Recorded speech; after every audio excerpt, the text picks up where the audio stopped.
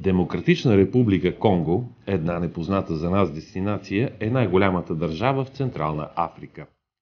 С внушителната си площ от 2 милиона 345 410 квадратни километра, тя е втората по големина страна на континента след Алжир и 11-та по територия в света.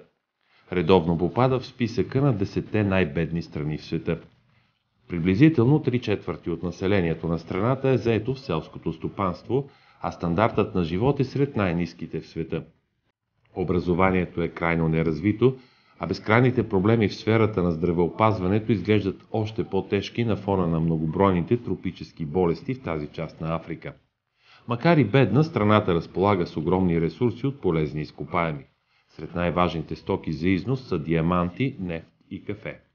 За този далечен от нас свят разказва почетния консул на Република България в Конго Теодора Игнатова, която изпълни обещанието си и донесе автентични кадри, заснети само преди няколко седмици.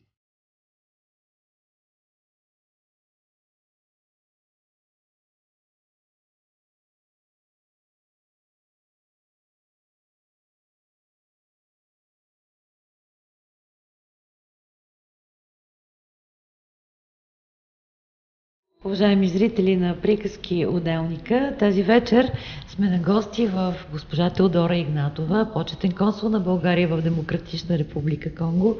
Здравей, Теодора, благодаря за гостоприемството. Здравей, Ани. Ани е от Конго. Ти обеща да ни разкажеш, да продължиш да ни разказваш приказка за Конго. Тогава, когато в началото, в първите ни разговори, ти обясняваше как живеят, какви са условията там. На нас ни звучеше малко невероятно. Тогава, когато обясняваше защо си направила фундацията си Touch Happiness, малко странно те гледахме, защото пък чак толкова нуждаещи се, не си представихме, че нещата могат да стоят. Така ти обаче каза, ще ви покажа, ще донеса материал, ще видите и ето ни тук, за да ни разкажеш и да ни покажеш каква всъщност е действителността там.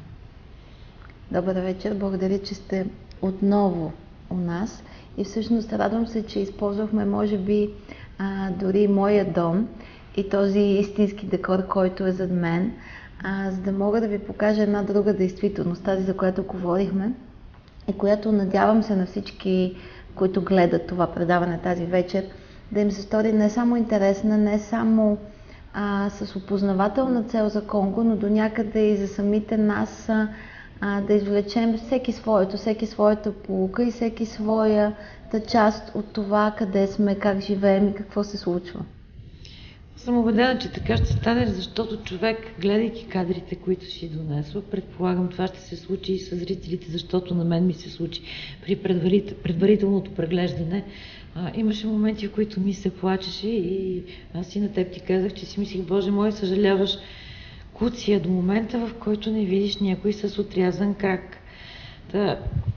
Аз ще те помоля да започнем приказката от самото начало. Имало едно време една демократична република Конго.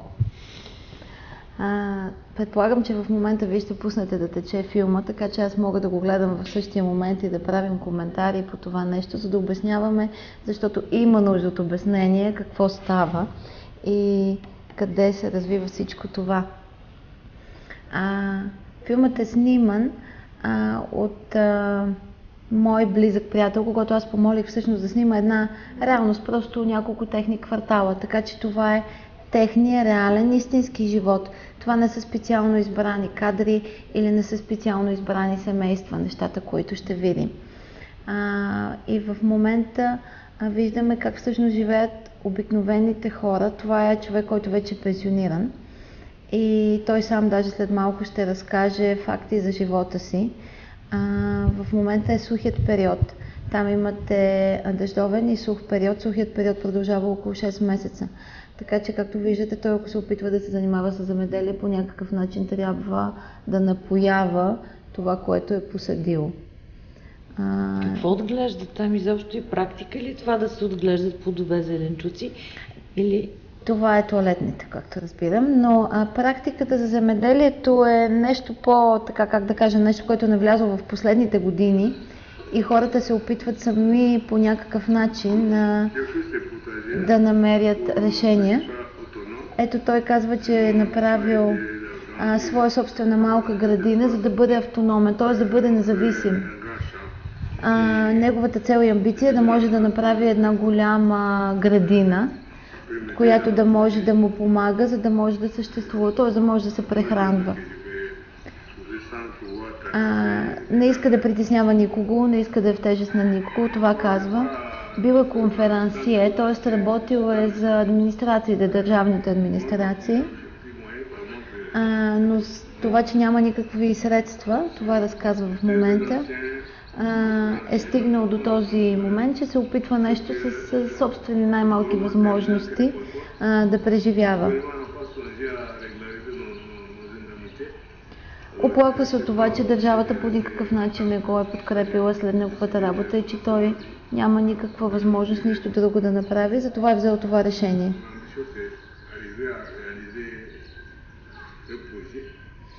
Неговата амбиция е да реализира проекта, който е започнал, т.е. това, което виждате, тази, така го мога да нареча селева градина, да се превърне в едно голямо поле.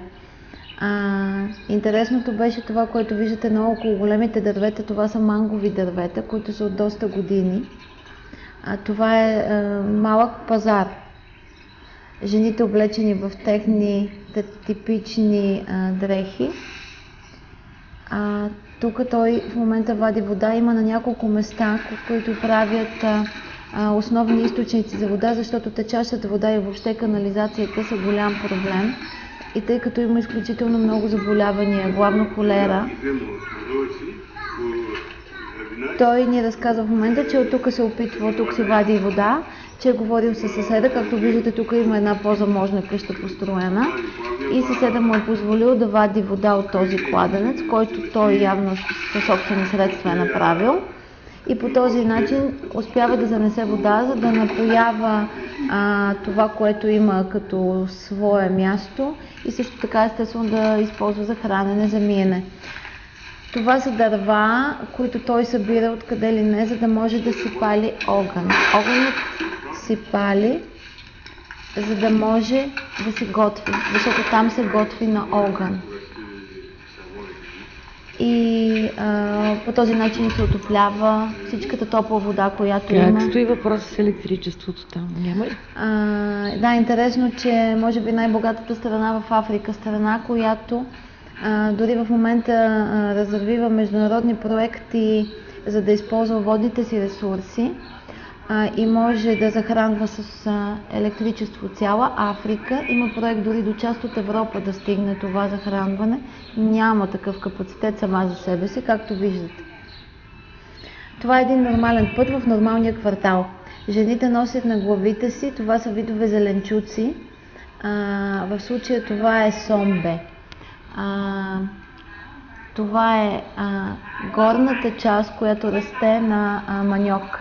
Маниок е всъщност коренът, който вадят тип, мога да го прилича с картофи или такъв тип растения. А това е горната част, която по някакъв начин мога да го приравня като лапът, спанак, нещо, което ние използваме в България. Това е малък пазар, както виждате, имат зеленчуци, които са местни, това, което има на съществува наоколо и продават в квартала. Тоест това са си малки производители с малки градинки, които изкарват продукцията. Някои ги купуват дори от хора от селата, които успяват. Всичкото транспортиране на тези неща чрез колелета, ще видите след малко. Ето сега той ще ни покаже как ще се запали огъня, за да се стопля вода и за да започне след малко да си готви. Това, което си готвят, основният продукт е така нареченото букари или всъщност качамак. Само че царевицата забелязаха се по-не е такава жълта. Да, царевицата е бяла и брашното е бяло. Обикновено дрехите, които носят, са тези, които имат. Не се очаква, че имат други дрехи. Не мисля дори, че има някаква къща, където той живее. А как? Така под небето?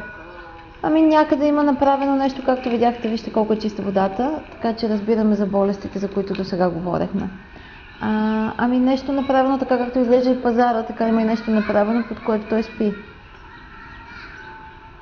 Това е в сухия период, това е в сухия период. В дъждовния период се случва хората, с които аз съм работила. Това е интересно да видите. Това е маниок, всъщност, който той продава. В дъждовния период може да им паднат къщите.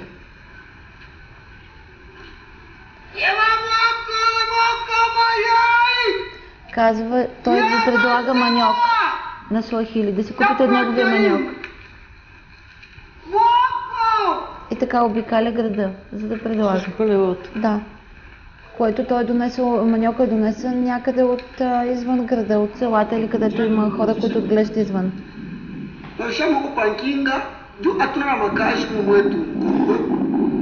Пита го всъщност с какво се занимава, защо се занимава с това нещо.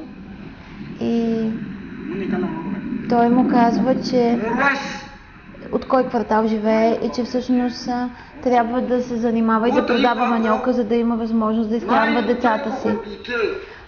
Казва, че понякога успяват да се оправят с електричеството, но че с водата им е трудно, защото пътищата са много лоши и за това им се налага.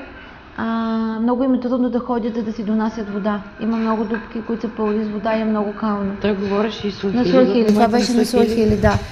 А това ето човек, който продава също. Това е зеленчук, всъщност пак след който продава сома. Вижте колко е натоварено колелото.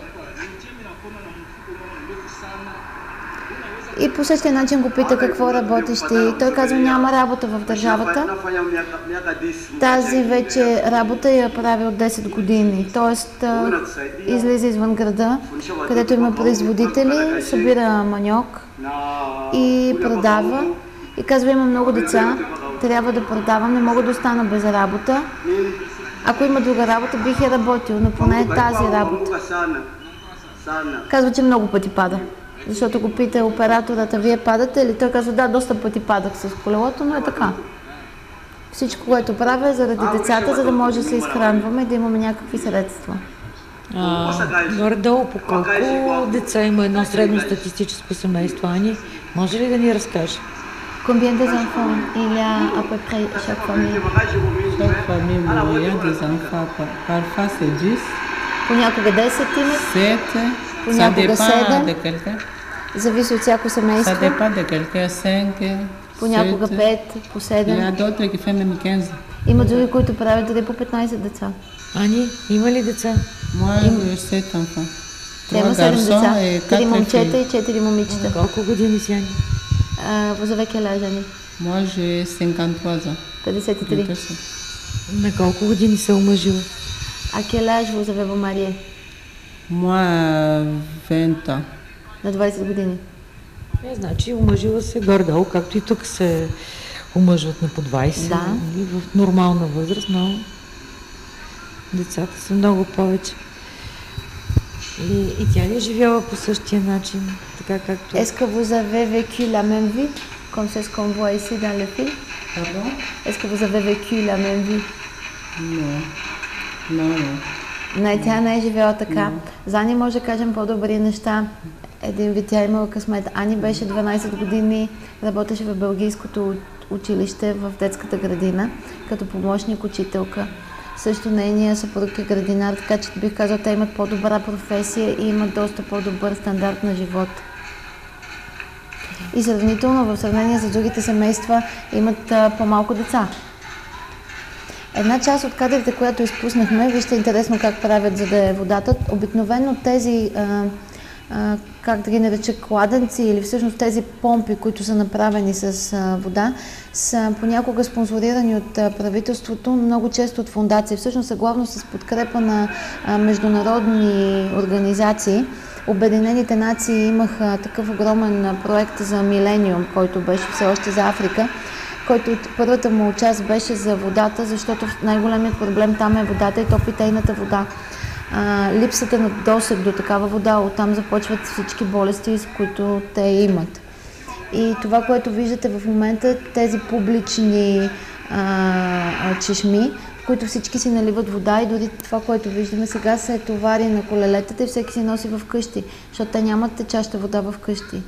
Тоест всичките тези многолюдни семейства за хранене, за пране, за къпане, това е водата, която те донасят. А тези пластмасови жълти бидони са бидони от олио. За хранене олио, които се използват след това много функционално. Това са жилищни сгради тук. Това са жилищни което сгради.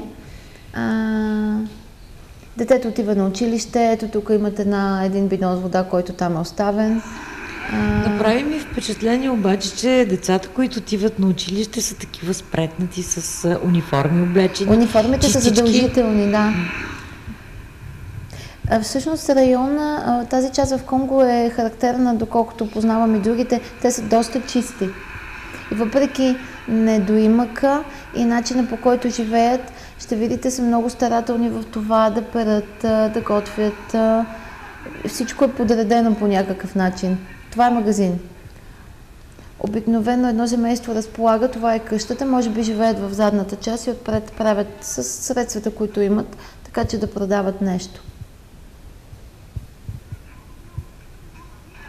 Това е голямата им сестра. Тя наглежда по-малките и същевременно продава. А тук вътре има различни неща, които те продават и това са цялата посуда, която използват. Както виждате, стените са неизмазани, по таваните има дупки. Примитивни условия. Да, защото това са така наречените кирпичини. Всъщност това са от тухли правени. Тя казва, опитваме се просто да продаваме нещо по-малко. Така с това, което припечелваме, си позволяваме да имаме с какво да се храним. И аз гледам, това са моите братя и сестри. Какви са цените на хранителните продукти там? Ани може да ни каже на определените основни продукти за потребление, какви са цените. Ани, vous pouvez le dire, les prix de certaines choses, par exemple le boucari, combien il coûte? Le sac, le sac de farine, c'est 12 000. Le 25 кг. 25 кг чувал с брашно царевично, от което те си правят букарито или качамака, струва $12, $12.50. Това ли е основната храна качамак? Да, основната храна е качамак, след което имат и сушена риба, която също използват, или замразена, която и сушената може да бъде от езерото Танганика. А другата, която е замразена, вече се внася от различните африкански страни, най-често от Намибия. Това е къща, в която живее цялото семейство. Виждате, това са млеглата, те са, всъщност това е донапрен, който се продава по този начин на пазара, на различна дебелина, за въпрос на възможности, какво ще си купят. И стаята се прегражда с комарници, мухарници или как да го наречем. Всъщност идеята е против комари да служи тази преграда. Това е бащата, който обяснява, че това е тяхната стая, това е стаята на родителите. Вижте интересен факт, куфарите ги използват като гардероби. И това са всъщност всички техни неща, които те имат. Обикновено в тези пластмасови бидони съхраняват брашното. В другите неща готвят за олио, за вода, всичко, което имат. И всичките дрехи и неща стоят по някакъв начин в картонни кутии, в куфари, в който намерят метални съндъци. Той работи за държавата, на френски се нарича като агент на държавата, всъщност администрацията, някаква държавна администрация, и казва, но вижте какви са условията, това са условията, които аз имам децата, жена ми, цялото семейство, живеем по този начин. Това е реалността в Конго. А какви са заплатите на един държавен чиновник там? Не може ли да си позволи малко по-висок стандарт? Quels sont les prix qu'ils ont les agents de l'État? Est-ce qu'ils ne peuvent pas avoir une vie supérieure? Non, les gens de l'État, ils touchent parfois c'est 45 000. Понякога те получават $45 на месец, $50. А другото интересно нещо е, че понякога не си взимат заплатите за 6 месеца. Това са заплатата му е 4 чувала с брашно за качамак. Което, имайки предвид броя на членовете, може да не стигне, за то свършва доста бързо. Вижте покривите и покривите винаги са с камъни или всъщност каквото намира, дори с чували, с пясък, защото те не са захванати по някакъв друг начин. Т.е. когато започне дъждовния период и духа, могат да излетят. А това наоколо са манговите дървета.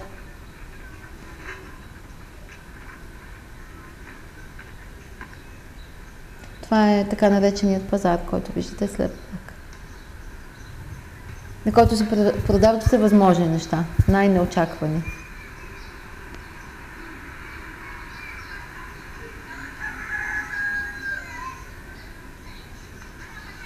Някакво производство има ли в... това е в Любомбаши, нали? Снимано е в Любомбаши. Да, в Любомбаши, да. Някакво производство, което да осигури някаква заетост на работна ръка или не? Именно не е достатъчно, тъй като само градът населението на града е около 4 милиона. Не може да изброим в съседни села, извън града. Селата нямат нито училища, нито медицинска помощ, нито има електричество, нито водата, са просто в гората един вид. Имаме достъп до тях, естествено, но предполагам, че там дори нямат истинско преброяване какво се случва. Няма такава стандартна заетост, която да е организирана. Има цялостна липса на инфраструктура. Частни фирми, които правят неща, но те не са в такъв обем и мащаб, за да може да направи някаква промяна. А както виждате, самата държава не е в капацитета си, така че дори техните заплати да плаща, въпреки че те работят. Вижте същите бидони, които казах от Олио, които вече служат като коли, които децата возят. И след това вижте децата как са облечени, че едно дете е с яке, друго е голо от кръста надолу. Имаше на кадрите на дете така с сериозна инфекция, му течеше сопол от носа, ама в същото време не облечени. Явно, че... В същото време може да видите как седят по столовете. Виждате ли ги как така ще седи тази майка? Децата играят цял ден и тя единственото нещо, което ще направи, е да приготви веднъж на ден храната. Веднъж на ден? Да, веднъж на ден. Толкова веднъж на ден, да. Затова за тези характерни кореми, които имат.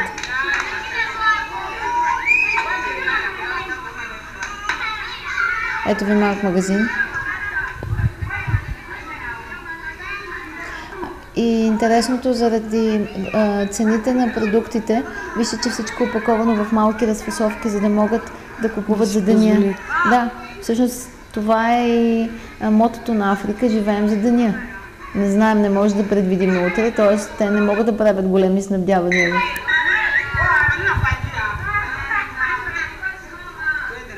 Ето е майката, която има бебе. Вижте всички други наоколо. Не си мислете, че е характерно за тях да имат близалки. Това е оператора, който ги е снимал, просто за да може да ги хване в снимка. Им е дал и те седят.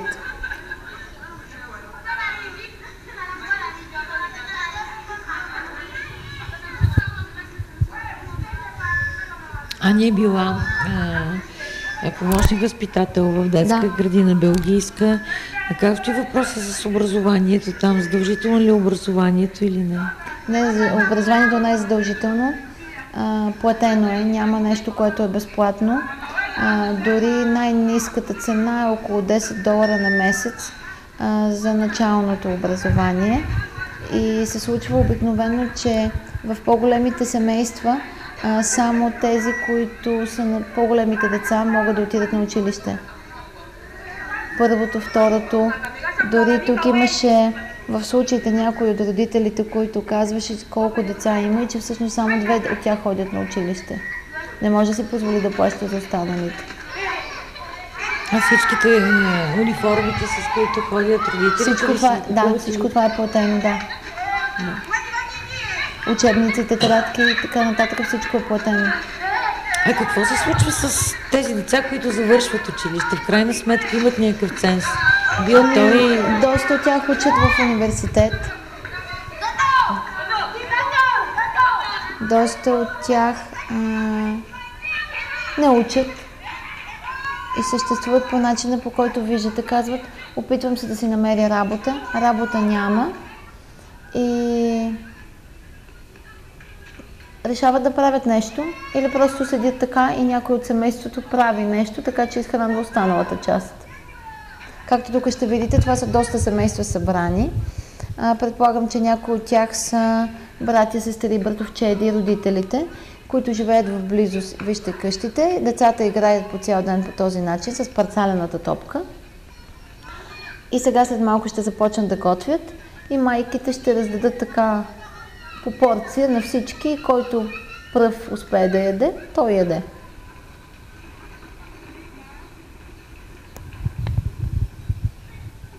Но не виждате някой да не е усмихнат и да е нещастен. Аз това си мислех, но деве, че или не си дават сметка колко малко имат, или пък аз не си давам сметка колко много имат. Имат свободата си, могат да правят всичко или да не правят нищо, защото в крайна сметка на майка седи, държи там едно бебе и нищо не прави по цял ден. Те си играят около нея. Въпреки всичко щастливи и усмихнати. Ето, намерил си е гума, кашончета влачат. Те нямат друго познание.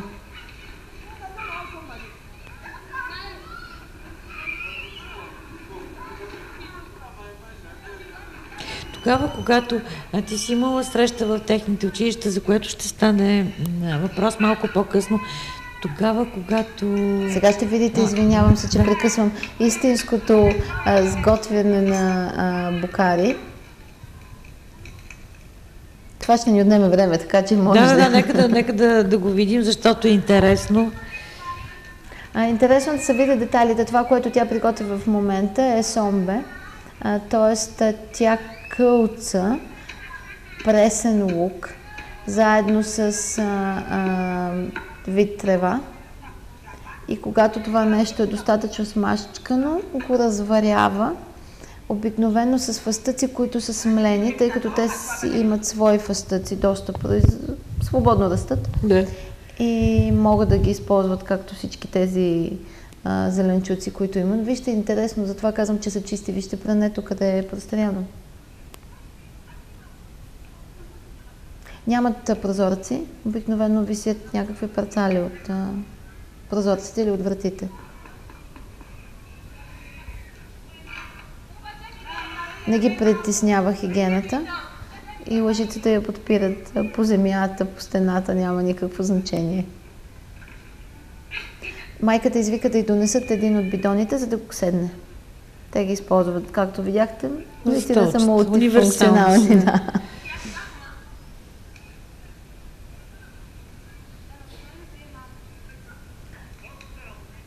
И другото, което не ги притеснява е, ако забележите и преди това възрастния мъж, който си топлеше водата и тя, пипат тенджерите с голи ръце и в огъня всичко, което правят, просто така пипат.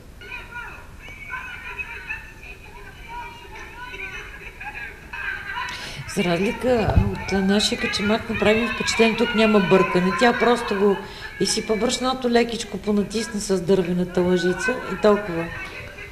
Ами да, съвсем и добавяше непрекъснато брашно. Да. А сега ще видите, ето междувременно да ги почистят вкъщи.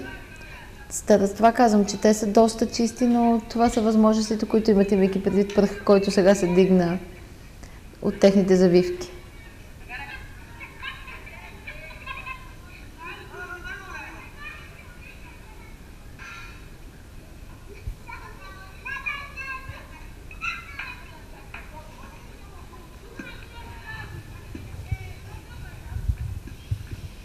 Това е нещо средно между качамак и много гъста каша.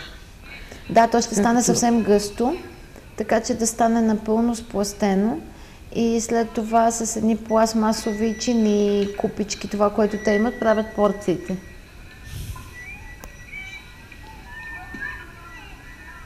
Естествено, според мен да имат и подути кореми след това нещо, което ще изядат, защото то не е сварено. Това са дървени въглища, които ги правят, сичат гората, правят дървени въглища, защото това е единственият начин на отопление, ток и някакъв огън. Носят ги с камиони или на колелета и ги продават на чували. На суахили го наричат макала. Ето виждате, тя сега иска, майката казва непрекъснато, донесете ми лъжица, но всъщност няма лъжица и виждате как правеше с чиниите пластмасовите, правеше порциите. Това е вече сготвената трева, която те са сварили. Характерно е мачкането с ръка, което правят, когато оформят бокарито. Винаги така го стискат и го използват, за да топят с него, като един вид лъжица, като прибор.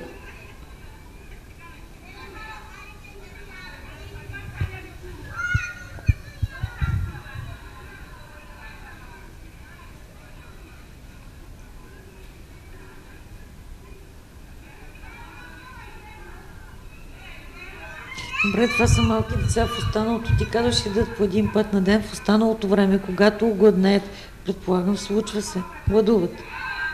Да.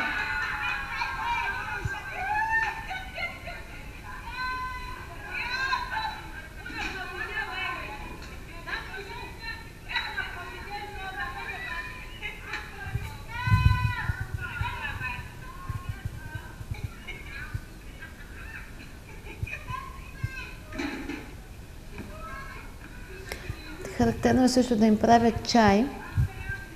Нещо, което прилича на чай, дори на суахили също се казва чай. Ако имат възможност за захар, слагат захар и това им дават сутрин или вечер. Нещо, което ние сме нещо имали... Като енергийна напитка. Да, нещо като енергийна напитка, да, просто поемане на захар. Нещо, което при нас се е случило преди 100 години, да го наречем. Целият филм е, както разговаряхме за това нещо, едно пътуване във времето.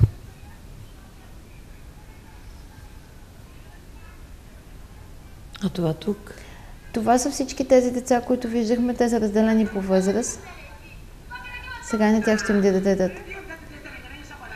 Тук купуват друг вид зеленчук, пробират това, кое им харесва и кое не.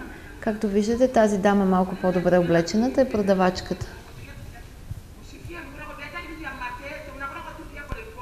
Това е майка на доста деца и тя им казва, че сега трябва да дадат малко по-бавно, не толкова бързо. Защото в Конго всички са бедни и не може така бързо да се нахранят и да изчезне храната.